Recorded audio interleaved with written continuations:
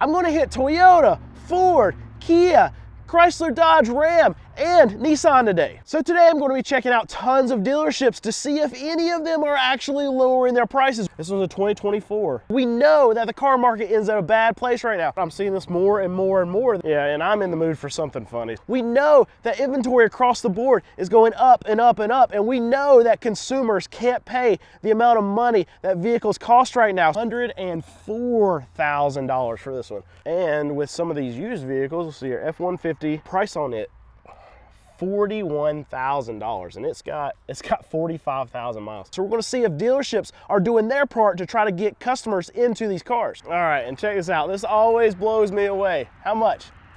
$102,000. I mean, it's lifted. It's cool, right? $102,000 in an environment right now, and this is the add-on package. I don't know if you can see that, but that's $24,000 just for that Black Widow lift. Oh my goodness. Yeah, and we got a Badlander right here. MSRP on this one, $100,000. So you got two $100,000 trucks right here. See, we got one more. Let's check the price on this one. $104,000 for this one. So 104, what I say, 102, and then $100,000 for that. Crazy. All right, so let's point out a little bit more ridiculousness right here. So this is a 2023 Maverick. It's a Lariat, and it's got 13,000 miles on it. Price on it, $35,000.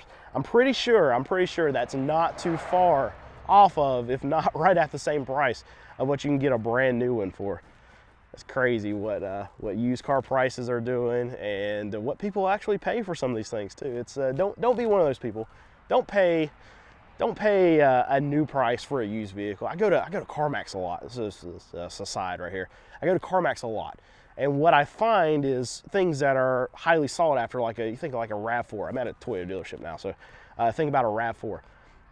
There have been so many cases where I've shown and where I've seen these prices of these RAV4s that CarMax is charging, and they're $2,000–$3,000 more than a brand new one, and they got 20–30,000 miles.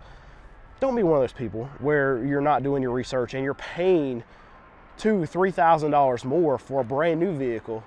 Sorry, $2,000–$3,000 more for a used vehicle than it actually costs for a brand new one. And this is exactly what I was expecting to see at a Jeep dealership. This is a 2023, so we got 2024s that are sitting here. We got 2025s that are coming in, but we still have brand new 2023s sitting on these dealerships. And it was $62,000. Now we've only lowered it to $53,000. Something tells me that that's not enough when it's 2 years old, celebrating 2 birthdays now at this dealership. Oh my goodness, we gotta get rid of this thing. See here, right beside of it is 2024. So we've got a few problems here. We got 3 different generations of Jeep Wranglers that are hanging around some of these dealerships. We got the 2023s, the 2024s, and 2025s. So as a customer, what are you going to do? So you see that Jeep Wrangler, and it's 2 years old, and it's really only about $5,000 or $6,000 off the MSRP of the next year one, and that's saying that they need to discount that 2024, and then it's even just a few more $1,000s to get the 2025. So it's going to be very difficult for a lot of these dealerships to get rid of a lot of these Wranglers. Here's another one. This was a 2024. So it was $51,000. Now we're down to $43,000. What's that a discount? That's a discount of about $6,000-ish, $7,000-ish. So we're doing 10, 15, maybe 15% off of this. Somebody check my math, but right around that 15% off on this Jeep, and it's still sitting here. So I think that's probably not going to be enough, because we have all these Jeeps sitting here. We got 2023s, we got 2024s, and we got some 2025s sitting here still. And these dealerships, it's a Jeep problem, but now it's a dealership problem. They got to figure out what they need to do to get rid of some of these vehicles. But we are seeing discounts. So check this out. I'm seeing this more and more and more. This is a Nissan dealership, and they're taking $9,000 off this car. Let me show you the MSRP on it. So this is a 2024. This is one they got to get out of here because they got 2025s coming in. And the MSRP on this thing right at $45,000, a little bit more. So they're taking about 20,000, sorry, not 20,000, 20% off. 20,000 would be great, but 20% off this Murano to try to get it to move. And we're starting to see more and more and more of that across all of these dealerships that are, they have vehicles that are stacking up as far as inventory, day supply of inventory. Ford's another big example of what we're going to see here with all of these discounts that have to come from the dealer because the manufacturer has messed up so much. I mean, look, that's so much inventory, and I've checked this dealership so much in the last year, and this is the most inventory that I've seen at this dealership ever since I started checking. And I'm actually surprised to see these Jeep Gladiators used on a dealer lot, especially a lot that's not a Jeep lot. The reason being is because Gladiators are one of the hardest things to be sold in this car market right now.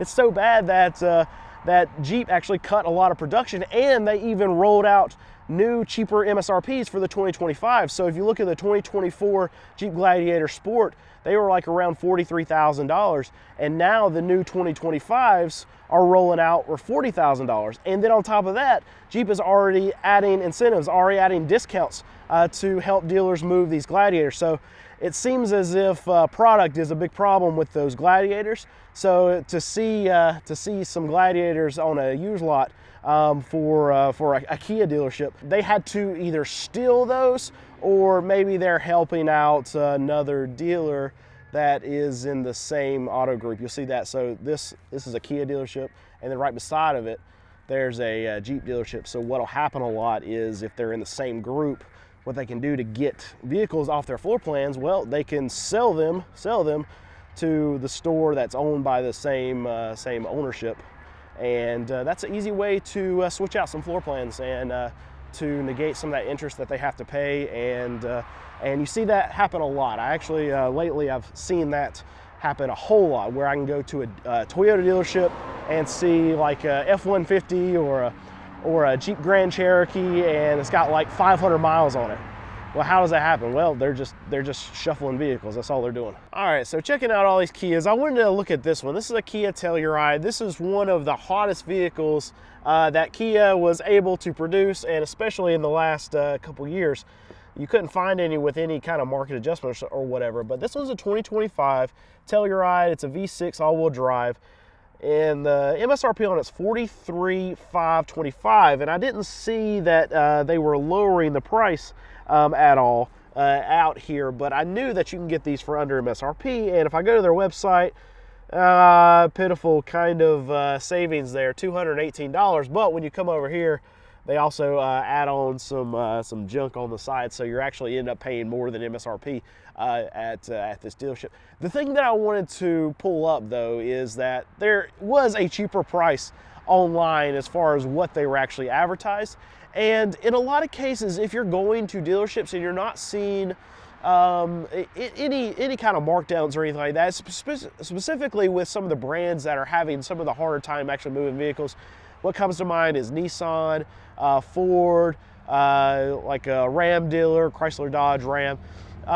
And you're just seeing MSRP when you're going up. Well, you can check their website, and in a lot of cases, their best price is actually going to be on their internet price. And why would they do that? Well, in a lot of cases, these dealerships know that when you walk up onto this Kia dealership right here, they're not really competing with any other Kia dealers because you're here to see their vehicle, you see their price, you don't see any other dealership price, right? But whenever you're looking online, that dealership knows that you're probably shopping 3 or 4 other dealerships in the area, 3 or 4 other Kia dealerships in the area. So they're going to put their best price that they're going to initially start with. Now, I'm not saying that you can't get more off of it. You should be still able to get more off of that price. But they're going to put their best foot forward when you're looking at their online price. So always, no matter what you're doing, if you're going in store to negotiate, if you're negotiating through email, if you're negotiating over the phone, my personal preference is that you're going in store to actually negotiate. Your presence is your power, is what I believe. But I would want you to know the internet price first before you even get in, and still do all your due diligence to shop around the other price points in your area for 3 or 4 different Kia dealerships, whatever, Ford dealerships, wherever the brand is that you're going to, and then go to the cheapest place that's offering it online, and then negotiate from that number and go backwards from there. So anyway, yeah, most of the time you're not going to get your best price just looking at stickers out here on the dealership. If you're not seeing prices come down, that could be one reason, is because they're really not going to advertise their best price. They're not going to advertise a lot of price cuts on their lots unless they get really, really desperate. They would, but they will do that online because they have to be more competitive with other dealerships in the area. Yeah, and I'm in the mood for something funny, so let's check this while we're here. This is a used F-150 Lightning. It's a 2023 Lightning Lariat Extended. It's got 26,000 miles on it. $53,000. So what's interesting about this truck right here is that someone bought this thing, what, a year and a half ago, put 20-something thousand miles on it, and lost about 50% of its value because this dealership over here, they didn't take in trade this Lariat, this F-150 Lightning for what they're selling it for. It's going to be substantially less. So if they're selling it for what, $53,000, they probably paid a little over that, maybe $43,000 for that F-150 Lightning. So somebody bought that Lightning. When they bought it, it was going to have a market adjustment because they were still hot at that moment, right? Or at least the dealerships thought that, and at least Ford thought that, and that consumer probably thought that too. So they paid over $100,000 for that truck, and then a year and a half later, they traded it in for $40-something thousand. Lose $60,000 just like that. And with some of these used vehicles, we'll see here, F-150 XLT is a 2022, and the price on it, $41,000, and it's got 45,000 miles. So here's what happens when you have F-150s that are $60,000, $70,000, $80,000 and people can't afford them. Well, they have to tear down. Well, they tear down into something used that's a few years old, 40,000 miles, and that pushes the prices up because you have higher demand for a $40,000 used truck, because that consumer can no longer afford to pay $80,000 for a brand new one. So you get the used car market that gets hit too, especially the upper end of the used car market, because those people who wanted to buy new vehicles, well, they can't afford that. They can't get loans for it, but they can get a loan for a $40,000 truck. So dealers are able to charge $40,000 for a 2-year-old truck with 46,000 miles. Crazy. And I wanted to look and see if any of these were actually even 2025s or if they're all 2024s.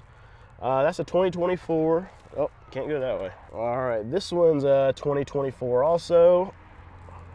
And I mean, this is the problem, right? I mean, you got all your add-ons. So price on this is the MSRP is $47,800. And then you got add-ons on one of the slowest selling vehicles, one of the problems that Ford's dealing with, and you got add-ons. That's, of course you're not gonna sell them. See, 2024, no add-ons on this one, $48,000, but that's still a 2024. You got 2024 still right there. These two, all right, here's another one, 2024. And then the last one, I bet all of these are gonna be 2024s. Yep, you can barely see it, but 2024 right there. So every single one of them, 2024s. So what's the dealership going to do whenever they get a whole new shipment of the 2025s? They can't move the 2024s. It's a big problem. And what ends up happening is that a lot of these manufacturers are shoving a lot of these problems onto the dealerships. So you see this Nissan dealer behind me right here. And it's no secret that Nissan is one of the brands that is having the hardest time in this car market, and we can see their dealerships absolutely stacked up with all of this inventory. And you can go across the country, and there's not a Nissan dealership that's not screaming that they have too much inventory, that they need MSRPs lowered. In this particular case, this is a dealership that I'm standing on right now. There are zero add-ons. Not even nitrogen. No, even during the crazy time, they didn't do any of the market adjustment or anything like that. So they have a very loyal following. If there's a consumer in this area that wants a Nissan, they come to this store. And really, even though they've treated their customers the right way throughout even all the times where they could gouge the customers and they didn't, well, now they still have issues selling vehicles, and they are way overloaded with stock right now. And it's going to be a scenario where, okay, it's going to be this dealership that has to deal with all these inventory woes, and it's not Nissan that has the problem now, it's this dealership. And what this dealership needs is they need Nissan to lower MSRPs. And we're already seeing help coming from companies like Nissan to help dealers move the metal. But it's really too little too late, because all of this inventory has already got shipped to this dealership. We needed help 6 months ago. We needed help 12 months ago, 18 months ago, whenever you were starting to throw all this inventory our way, right? This is what a lot of these dealerships are saying. So it's a little too late right now, because now all of the consumers, they're strapped. They don't have any money. They can't get loans from the bank. Really, it's now the burden on these dealerships. They're the ones that are getting screwed in this process, because now they have to be the ones that offer the massive discounts to be able to get customers to actually buy cars.